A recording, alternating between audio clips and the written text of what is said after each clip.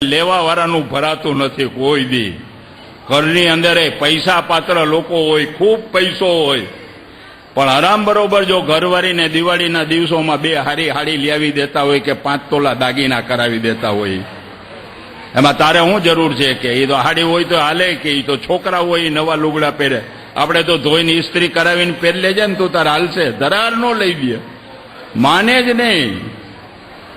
અને પછી આ બાવા જે લોભિયા હોય ને, ભેગું કરેલા હોય ને, એના છોકરા રાહ જોઈને બેઠા હોય ક્યારે બાપાનું 12મું થાય અને આ બધું છૂટું થાય એ કરીને. મિત્રો, જે પોતાના ઘરમાં નો દઈ શકે એ કાંઈ નો દઈ શકે, ને જે સમાજમાં દે ને એ જ્ઞાતિ જાતિના ભેદભાવ વગર તમામ દેતે જ. જેમ પ્રમાણે જ્ઞાનની ગંગા બહેતી હોય ને, એમ દાનની ગંગા પણ વહેતી જ રહેતી હોય છે. મિત્રો, અહીં બેઠેલા લોકોને કહીશ કે આ જ્ઞાતિ છે, આ જ્ઞાતિને આપણે નક્કી કરો. અત્યારે તમે જુઓ ગ્રામ્ય વિસ્તારની અંદર એ કડવા પટેલના જ્ઞાતિના લોકો હશે, લેવા પટેલ જ્ઞાતિના લોકો હશે, એ આહિર કોમ્યુનિટીના લોકો હશે, એ કોળી સમાજના લોકો હશે. તમામ જ્ઞાતિ આજે સમાજની અંદર ઊંચો ને ઊંચો આગળ ને આગળ આવતી જાય છે. એનું કારણ એ છે કે જ્ઞાતિની અંદર પૈસા દેવાવાળાની સંખ્યા વધી છે, અને ઉત્કર્ષનો માર્ગ શોધવા માટે થઈને પૈસાની જરૂર પડશે જ. આજે જ્ઞાતિનું હું તમને કહીશ કે રાજકોટની અંદર આજે કંસારા જ્ઞાતિની વાડી હશે, લગ્ન કરવા માટે વાડી છે, પણ રાજકોટ એ એજ્યુકેશનનું એક સેન્ટર છે, અને એજ્યુકેશનના સેન્ટરની અંદર કંસારા જ્ઞાતિ માટે થઈને બહારથી દીકરા દીકરીઓ આવે, એને રહેવા માટે થઈને કોઈ બોર્ડિંગ છે કે નહીં? જો બોર્ડિંગ ન હોય તો આમાં માથા ધૂણાવવામાં કેમ બોર્ડિંગ નથી એનો વિચાર કરો, અને રાજકોટ જેવા સેન્ટરમાં વહેલામાં વહેલી તકે કંસારા જ્ઞાતિની બોર્ડિંગ કરાવો કરીને. અરે દીકરીઓ 12મું ધોરણ ત્યાં ગ્રામ્ય વિસ્તારની અંદર વાંકાનેરમાં ભણશે, મોરબીમાં ભણશે, પછી એને કોલેજ નહીં હોય, એને હાયર એજ્યુકેશન લેવું હશે, એને કોમ્પ્યુટરનો કોર્સ કરવો હશે, એને ટેકનોલોજીનો કોઈ કોર્સ કરવો હશે, તો એ કોઈ દિવસ એના ગામની અંદર કરી શકવાની નથી. અને ગામમાં કોઈ કોર્સ ન હોય એવા કોર્સ રાજકોટમાં હોય તો રાજકોટમાં આવે ત્યારે એને રહેવાની સગવડતા નથી હોતી. તો દીકરીઓ માટે હું કહું છું, છોકરાઓ માટે હોસ્ટેલ ઓછા કરો તો વાંધો નહીં, દીકરીઓ માટે પહેલા હોસ્ટેલ બનાવો એ કરીને. અને આ કંસારા જ્ઞાતિ માટે થઈને આ ચેલેન્જ છે. અમદાવાદની અંદર કંસારા જ્ઞાતિ માટે થઈને આપણી પોતાની લેડીઝ હોસ્ટેલ કેમ ન હોઈ શકે એ કરીને? કેમ લેડીઝ બોર્ડિંગ ન હોઈ શકે? કંસારા જ્ઞાતિના લોકો બધાને આજે તમે વાસણ તો એટલા બધા આપો છો કે તમારા વાસણમાં જ અમે ઉટકી ઉટકીને ખાઈ છીએ. તમે અમને અન્નદાતા તરીકે છો, તો તમે જ તમારું ન કરી શકો એ કરીને.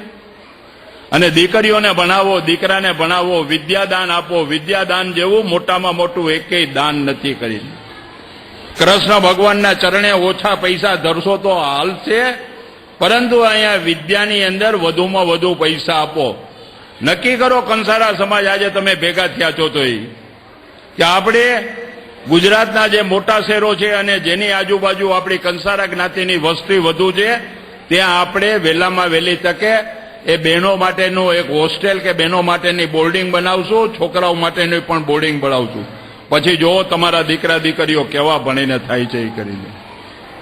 આજે એની અંદર પોટેન્શિયાલિટી પડી છે, જેને કે એની અંદર તાકાત પડી છે, પણ એને ઓપોર્ચ્યુનિટી નથી મળતી. આ જ દીકરીઓને અને દીકરાઓને તમે ભણવા માટે થઈને વાત કરો તો તમારી આખી તાસીર બદલાઈ જાય. તમે સાંસ્કૃતિક કાર્યક્રમ જોયા ને? આ સાંસ્કૃતિક કાર્યક્રમ ગુજરાતની અંદર જે સારામાં સારા ગ્રુપ બીજી જગ્યાએ કાર્યક્રમ કરે છે એની તુલનામાં આવે એવા પ્રકારના કાર્યક્રમ આજે દીકરીઓએ અહીં કર્યા છે કરીને. અને સાંસ્કૃતિક કાર્યક્રમમાં જોજો દીકરીઓનું પ્રમાણ વધુ હશે, દીકરાઓ બધા ઓછા હોય. દીકરાઓને પણ હું કહું છું કે છોકરાઓ તમારે પણ તમારું પરફોર્મન્સ બતાવવાની જરૂર છે, પણ છોકરાનો સ્વભાવ જ જુદો હોય ને. કે ઓલી ગજની પિક્ચર ચડ્યું છે ને, તો હાલો આમાં જઈને આમિર ખાનને જોઈ આવી કેવો અઠો કઠ્ઠો છે એ કરીને.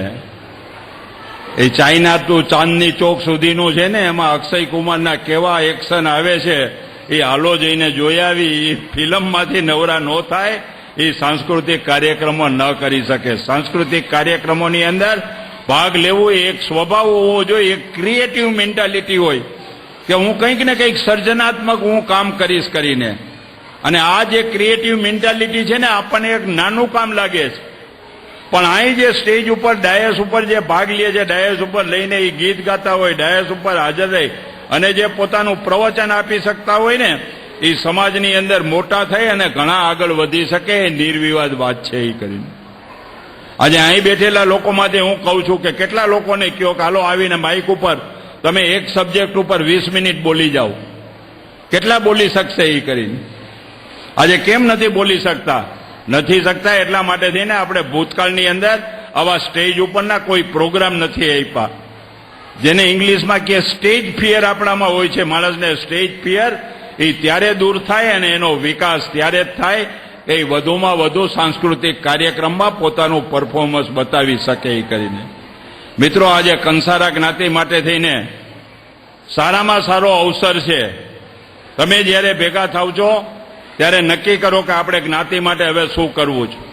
આપણે જ્ઞાતિ માટે દીકરીઓ માટે થઈને બોર્ડિંગ કરવી છે કે નહીં, નક્કી કરો. અમે રાજ્ય સરકાર તરફથી કહી છે કે ગ્રામ્ય વિસ્તારમાં અને શહેરી વિસ્તારમાં એક પણ દીકરી અભણ ન હોવી જોઈએ. કન્યા કેળવણીની ઝુંબેશ લઈ અને ગુજરાત રાજ્યના મુખ્યમંત્રી નરેન્દ્રભાઈ મોદી પણ ગામડે ગામડે જાય છે.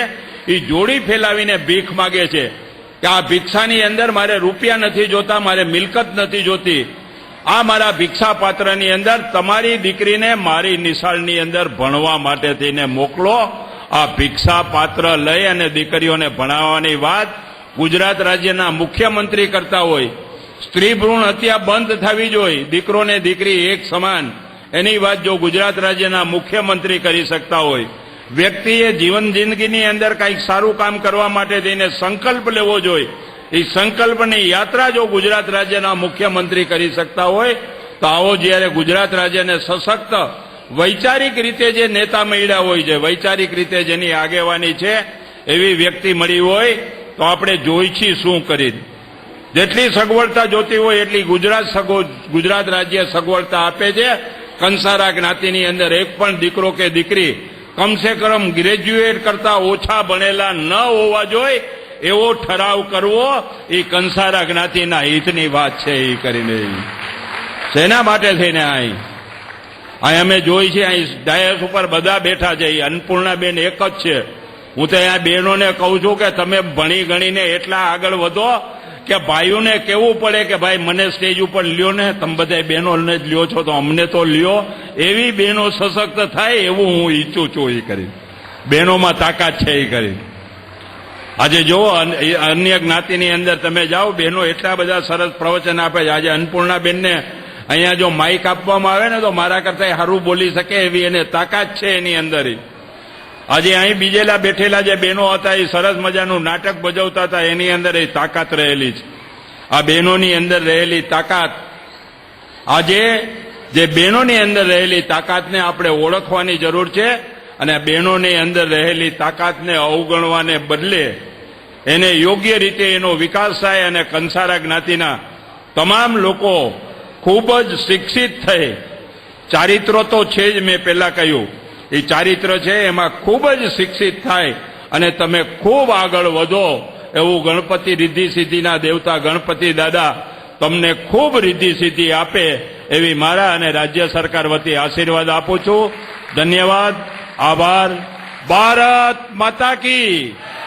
જરાક જોશથી બોલો, આ માંડવો ઊંચો થઈ જાય. કંસારા જ્ઞાતિમાં ઓલો વાસણ માથે હથોડી મારતા હો ત્યારે કેવા જોરથી દિયો છો, દાજ ભૈરા, એમ જરાક આમ જુવાનીનું જોમ લઈ આવીને જોશથી બોલો, ભારત માતા કી.